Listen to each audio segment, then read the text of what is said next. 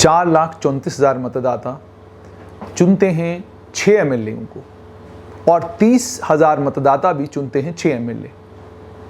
जब ये समीकरण मैं आपके सामने रख रहा हूं तो आपके जहन में ये पिक्चर आ रही होगी शायद मैं जम्मू संभाग और कश्मीर संभाग की बात कर रहा हूं। मैं बिल्कुल जम्मू संभाग और कश्मीर संभाग की बात नहीं कर रहा, मैं पाकिस्तान के कब्जे वाले जम्मू कश्मीर की बात कर रहा हूं और बात कर रहा हूं उन 12 सीट्स की जिन्हें रिजर्व किया गया है उन रेफ्यूजीज़ के लिए जो जम्मू संभाग से और कश्मीर संभाग से निकलकर 1947 में या उसके बाद 1965 में पाकिस्तान के कब्जे वाले जम्मू कश्मीर में चले गए और उसके बाद अब पाकिस्तान के अलग अलग शहरों में रह रहे हैं। मेरी जानकारी के मुताबिक ये लोग पंजाब, बलूचिस्तान, सिंध, खैबर पख्तूनख्वा और इस्लामाबाद कैपिटल टेरिटरी में ये लोग रहते हैं। इन लोगों के लिए 12 सीट्स रिजर्व की गई। अब ये जो 30,000 लोग हैं, 30,000 रेफ्यूजी हैं जो पाकिस्तान के इन 5 शहरों में रहते हैं, जिनके लिए 6 सीट्स रिजर्व की गई हैं, ये कश्मीर संभाग से गए हुए लोग हैं। और ये कश्मीर संभाग में भी अनंतनाग, बारामुल्ला और पाकिस्तान के कब्जे वाले मुजफ्फराबाद से ये लोग पंजाब, बलूचिस्तान, सिंध, खैबर पख्तूनख्वा, इस्लामाबाद में रह रहे हैं। इनके लिए 6 सीट्स रिजर्व की गई हैं। दूसरी तरफ जम्मू संभाग के जम्मू, कठुआ, रियासी, उधमपुर, पुंछ, मीरपुर और उसके अलावा मंगला डैम में जो लोग असरअंदाज हुए थे उन लोगों को भी, वो लोग भी पाकिस्तान के अलग अलग शहरों में, इन्हीं 5 शहरों में रहते हैं, इन 5 शहरों में रहते हैं और इन लोगों के लिए भी 6 सीट्स रिजर्व की गई हैं। यानी एक तरफ 30,000 लोग 6 एमएलए चुनते हैं, दूसरी तरफ 4,34,000 लोग भी 6 एमएलए चुनते हैं। यानी लाइन के इस तरफ हो या लाइन के उस तरफ हो, जिस भी डिलिमिटेशन कमीशन को ये काम दिया गया कि आप चिन्हित करें कि कहां से कितने लोग चुनाव लड़ेंगे, कहां से कितने लोग चुनाव लड़ेंगे, उन लोगों ने किस तरीके से काम किया है उसका अंदाज़ा आप इसी बात से लगा सकते हैं कि इस तरफ ये गम और गुस्सा, इस तरफ ये परेशानी जम्मू संभाग के लोगों को कि एक लंबे समय से डिलिमिटेशन को लेकर लोग लगातार कहते रहे कि डिलिमिटेशन सही नहीं हुई है, हमारी सीटें ज़्यादा बनती हैं, हमें कम दी गई हैं और कश्मीर घाटी की सीटें कम बनती हैं, ज़्यादा दी गई हैं। इसमें कितनी सच्चाई है, इसमें कितनी सदाकत है, वो तो इस डिलिमिटेशन के बाद पता चलेगा जब ये डिलिमिटेशन कमीशन अपनी रिपोर्ट पेश करेगा। हालांकि इस डिलिमिटेशन कमीशन को लेकर भी इस तरफ हमारे यहाँ लोगों का ये मानना है कि 2011 के सेंसस की बुनियाद पर अगर आप डिलिमिटेशन करते हैं तो इस डिलिमिटेशन का फ़ायदा जम्मू संभाग को नहीं होगा। लेकिन कहानी जब मुझे उस तरफ भी ऐसी ही मिली तो मैंने ये तय किया कि आप तक पहुँचाऊँ कि पाकिस्तान के कब्जे वाले जम्मू कश्मीर में हुए चुनावों में पाकिस्तान तहरीक इंसाफ, यानी वो पॉलिटिकल पार्टी जिस पॉलिटिकल पार्टी को पाकिस्तान के ही नेताओं के मुताबिक रावलपिंडी का आशीर्वाद है और रावलपिंडी के आशीर्वाद के बाद इस्लामाबाद में बैठी हुई पाकिस्तान तहरीक इंसाफ की सरकार, जिसके मुखिया, जिसके नेता इमरान खान हैं, उसी पार्टी की सरकार अब पाकिस्तान के कब्जे वाले जम्मू कश्मीर में बनना तय है। और बन कैसे रही है सरकार आप जानेंगे तो आप खुद समझ जाएंगे कि कितना मजबूत लोकतंत्र पाकिस्तान के कब्जे वाले जम्मू कश्मीर में है। और आप अपने आप से ज़रूर पूछेंगे और अंदर खाने देखना शुरू करेंगे कि हम जिस लोकतंत्र को लेकर लंबी लंबी गाथाएं लिखते हैं, लंबी लंबी कहानियां करते हैं, उस लोकतंत्र की सच्चाई क्या है। आइए आपको उस लोकतंत्र की सच्चाई से अवगत कराते हैं। उस लोकतंत्र की सच्चाई यह है कि पाकिस्तान के कब्जे वाले जम्मू कश्मीर में 45 सीटों पर चुनाव होते हैं। इन 45 सीटों में से 33 सीटों पर चुनाव पाकिस्तान के कब्जे वाले जम्मू कश्मीर के 10 डिस्ट्रिक्टों में होते हैं और 33 सीटों के अलावा 12 सीटों पर चुनाव उन रिजर्व, ये 12 सीटों पर चुनाव पाकिस्तान में होते हैं। और पाकिस्तान में कहां होते हैं? उन 5 जगहों पर होते हैं जहां पर पाकिस्तान के कब्जे वाले जम्मू कश्मीर से गए हुए लोग और जम्मू और कश्मीर संभाग से गए हुए लोग आज भी रेफ्यूजी के तौर पर रह रहे हैं। ये लोग वोट डालते हैं। यानी 12 सीटों का फैसला पाकिस्तान में होता है, 33 सीटों का फैसला पाकिस्तान के कब्जे वाले जम्मू कश्मीर में होता है। इन 45 सीटों के जब नतीजे आते हैं, आमतौर पर यह कहा जाता है कि जो 12 सीटें हैं, ये 12 सीटें अक्सर वो पॉलिटिकल पार्टी जीतती है जिस पॉलिटिकल पार्टी की इस्लामाबाद में सरकार होती है। पिछली बार पाकिस्तान मुस्लिम लीग नवाज की सरकार थी तो PMLN ने ये 12 सीटें जीत ली और इस बार चूंकि सरकार पाकिस्तान तहरीक इंसाफ की है तो 11 सीटें पाकिस्तान तहरीक इंसाफ ने जीती हैं। आप इमरान खान की 25 सीटों में से जो उन्होंने पीओजेके के चुनाव में जीती हैं, आप 11 सीटें निकाल देते हैं तो केवल 14 सीटें, 33 में से केवल 14 सीटें यानी 50% सीटें भी इमरान खान पाकिस्तान के कब्जे वाले जम्मू कश्मीर से नहीं जीते हैं। लेकिन उसके बावजूद प्रधानमंत्री जो है पाकिस्तान के कब्जे वाले जम्मू कश्मीर में पाकिस्तान तहरीक इंसाफ का ही बनेगा। अब थोड़ा सा और आगे चलते हैं। 8 सीटें वहां पर रिजर्व की गई हैं, 5 महिलाओं के लिए हैं। लेकिन यह भी पाकिस्तान के कब्जे वाले जम्मू कश्मीर का इतिहास है कि आज के दिन तक पाकिस्तान के कब्जे वाले जम्मू कश्मीर में कोई महिला प्रधानमंत्री नहीं बनी, कोई महिला किसी इंपॉर्टेंट कॉन्स्टिट्यूशनल पोजीशन पर कभी रही हो। यह पाकिस्तान वाले के कब्जे वाले जम्मू कश्मीर के इतिहास में देखने को नहीं मिलता। लेकिन 5 महिलाएं रिजर्व, अलग से रिजर्व सीट्स पर चुनी जाती हैं। ये चुनी जाती हैं, सिलेक्शन है, इलेक्शन नहीं है। एक धार्मिक धर्मगुरु को भी चुना जाता है, एक टेक्नोक्रेट को भी चुना जाता है, और एक एमएलए उन लोगों में से भी आता है जो लोग पाकिस्तान में नहीं, इंग्लैंड, यूरोप और अलग अलग देशों में रह रहे हैं। एक बहुत बड़ी आबादी पाकिस्तान के कब्जे वाले जम्मू कश्मीर से निकलकर यूरोप और इंग्लैंड के अलग अलग शहरों में इस समय रह रही है। वो आबादी भी अपना एक एमएलए इस असेंबली में चुनती है। यानी कुल मिलाकर 53 एमएलए की असेंबली है पाकिस्तान के कब्जे वाले जम्मू कश्मीर की। और इन 53 एमएलए में से 33 जो है उनका चुनाव पाकिस्तान के कब्जे वाले जम्मू कश्मीर में होता है। बाकी 20 लोगों का चुनाव जो है वो पाकिस्तान से होता है, या पाकिस्तान की सरकार करती है, या रावलपिंडी में बैठे हुए फौज के ऑफिसरान करते हैं। थोड़ा सा और आगे चलते हैं और आपको यह भी जानकारी देते हैं कि इस बार के चुनाव में मुकाबला किसके बीच में था। Pakistan Tehreek Insaf, Pakistan Muslim League Nawaz, Pakistan Peoples Party. Pakistan Tehreek Insaf Imran Khan की party, Pakistan Peoples Party Benazir Bhutto की पार्टी, और इस समय बिलावल जरदारी भुट्टो इस पार्टी के नेता हैं।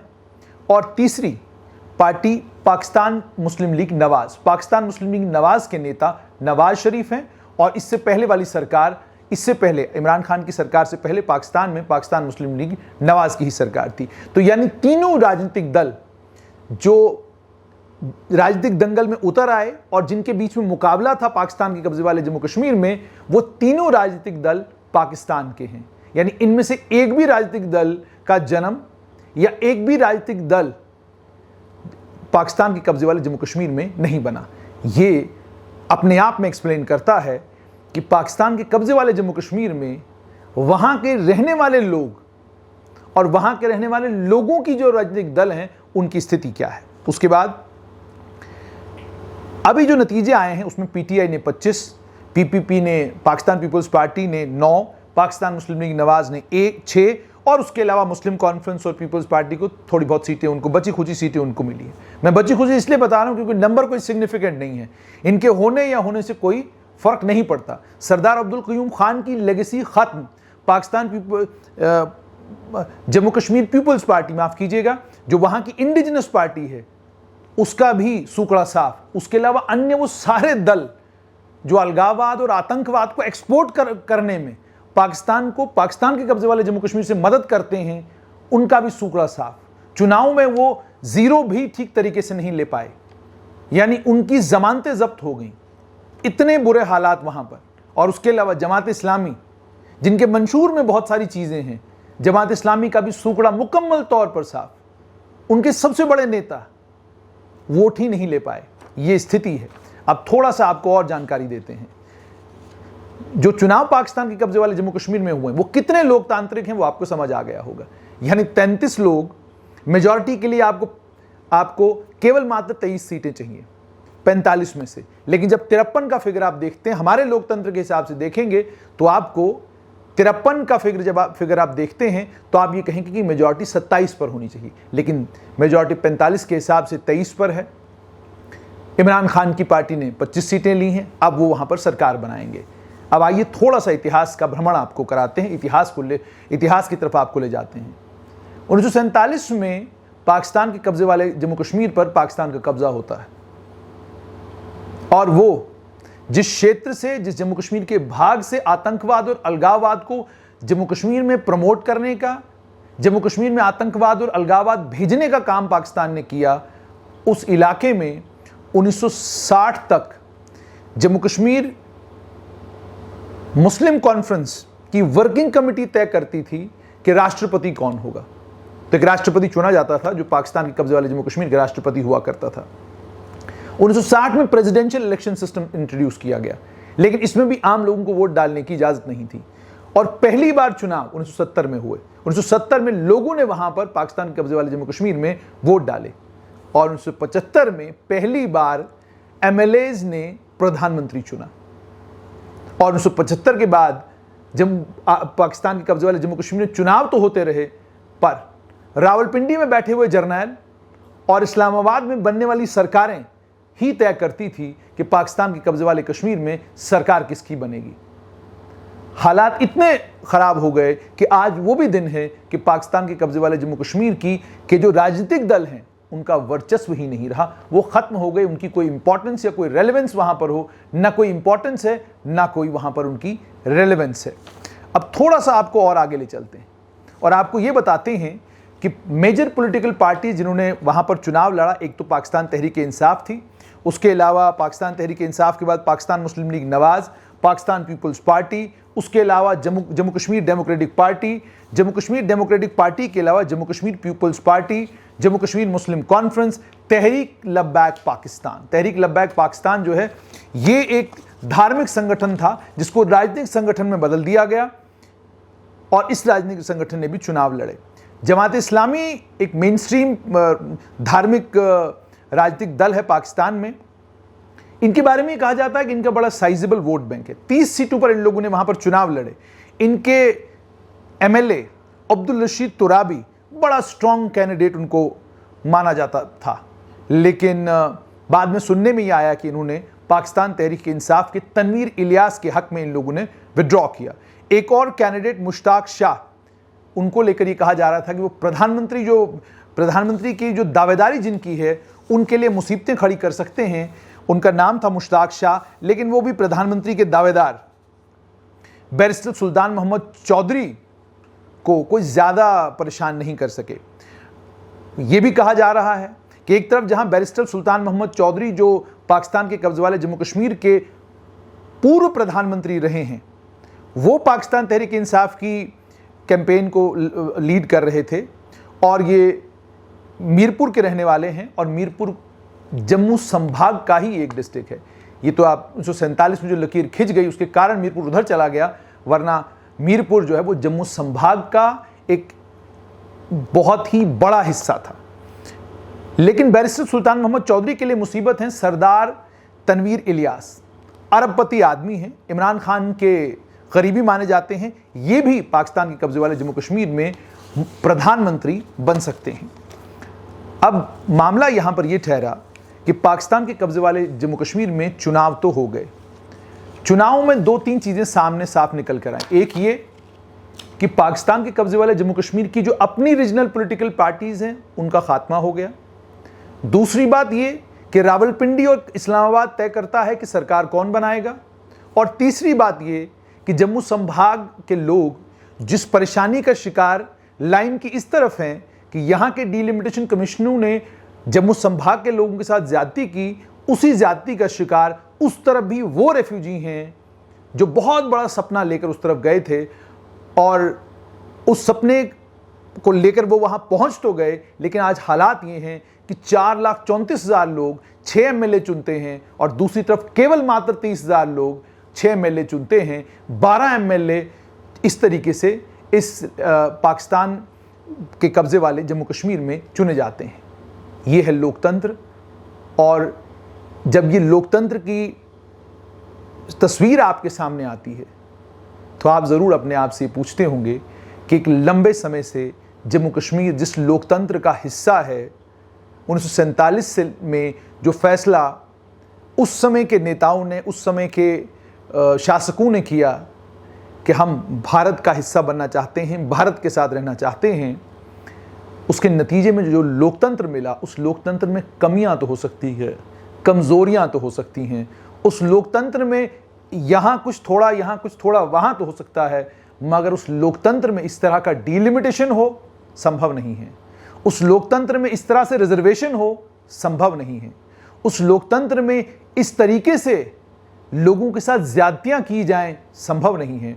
और उस लोकतंत्र में फौजी जर्नैल बैठकर या केंद्र में बैठी हुई कोई सरकार आज के समय में, आज के युग में यह तय करे कि कश्मीर में मुख्यमंत्री कौन होगा, इसकी संभावनाएं बहुत कम हैं। लोग वोट डालने निकलें, लोग चुनाव में पार्टिसिपेट करें, लोग अपने मत का इस्तेमाल करें, तो मुख्यमंत्री वही बनेगा जिसे लोग वोट डालेंगे। बदकिस्मती यह है कि पाकिस्तान ने अलगाववाद और आतंकवाद की वो आग कश्मीर घाटी में लगाई है कि आम कश्मीरी ये समझ नहीं पाता कि जिस लोकतंत्र का वो हिस्सा है, उस लोकतंत्र की सबसे बड़ी खूबसूरती ये है, पूरा विश्व मानता है कि केंद्र में कितनी भी मजबूत सरकार हो, लेकिन आम भारत का नागरिक ये तय करेगा कि 2025 में हमारा प्रधानमंत्री कौन होगा। है ही नहीं ऐसा कि 5 साल के बाद हमें मौका न मिले चुनाव में हिस्सा लेने का। इसी तरीके से आम कश्मीर का नागरिक अगर ये बात समझ जाए कि अलगाववाद और आतंकवाद की आग सिर्फ और सिर्फ तबाही और बर्बादी लाएगी, चुनाव एक नई सरकार देंगे, चुनाव में हिस्सा लेकर आप अपनी सरकार चुनेंगे और भारी मतों के साथ अगर आप सरकार चुनते हैं तो उस सरकार के चुनने के बाद जो फायदे होंगे वो सारे भी आप ही को होंगे। टेक्नोक्रेट नहीं चुने जा रहे, 5 महिलाएं जो हैं वो सिलेक्ट करके नहीं भेजी जा रही, कोई धार्मिक धर्मगुरु नहीं चुना जा रहा, कोई ओवरसीज बैठा हुआ आदमी आपकी असेंबली का हिस्सा नहीं बनेगा। क्यों नहीं बनेगा? क्योंकि ऐसा कोई प्रावधान हमारे संविधान में है ही नहीं। 30,000 लोगों को 6 असेंबली सीटों पर चुनाव लड़ने दिया जाए या 6 असेंबली सीटों का फैसला केवल मात्र 30,000 वोटों के ऊपर हो, इसकी संभावना नहीं है। ये हो ही नहीं सकता, संभव ही नहीं है। लोग वोट डालने ना निकलें और 30,000 वोटों के ऊपर 12 कैंडिडेट या 9 कैंडिडेट चुनकर आए तो वो लोगों की गलती है, उसमें लोकतंत्र का कोई कसूर नहीं।